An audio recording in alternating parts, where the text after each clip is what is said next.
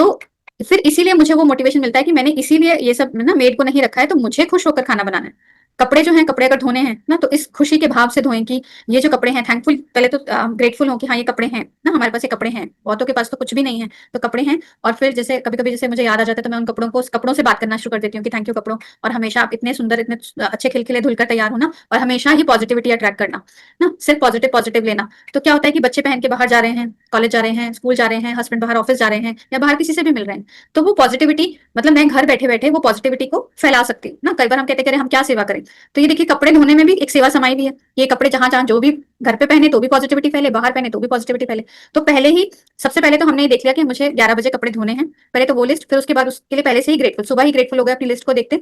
और फिर जब हम वो ग्रेटफुल हो गए, तो जब हम कपड़े धो रहे हैं तब भी खुशी से धो।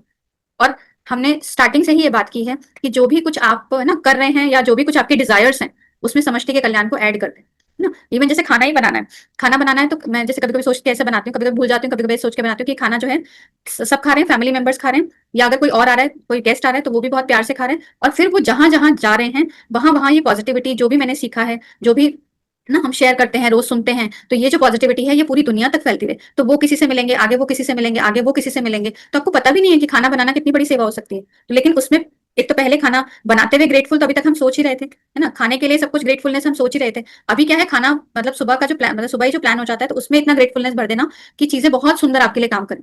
आप सोचिए कि इतना अगर सब कुछ होने लग जाएगा, ग्रेटिट्यूड सब जब फैलने लग जाएगा पूरे घर में ना, आसपास सभी लोगों में, फिर धीरे धीरे करके सिटीज में, फिर ना मतलब पूरे कंट्री में, फिर कंट्रीज में, फिर पूरे वर्ल्ड में, फिर ब्रह्मांड में। तो आप तो ये सोच रहे हैं कि आप घर बैठे हैं, लेकिन आपने अपनी दिनचर्या को बदलते, इस ग्रेटिट्यूड की प्रैक्टिस करते करते वर्ल्ड की सेवा कैसे कर दी, आप खुद भी नहीं समझते। और आपने कितने अच्छे कर्म बना लिए सभी के साथ, है ना, जो जैसे धरती माँ के साथ हमने एक अच्छे कर्म बना लिए, अल्टीमेटली क्या हुआ, इससे हमारी हीलिंग भी हो जाती है ना?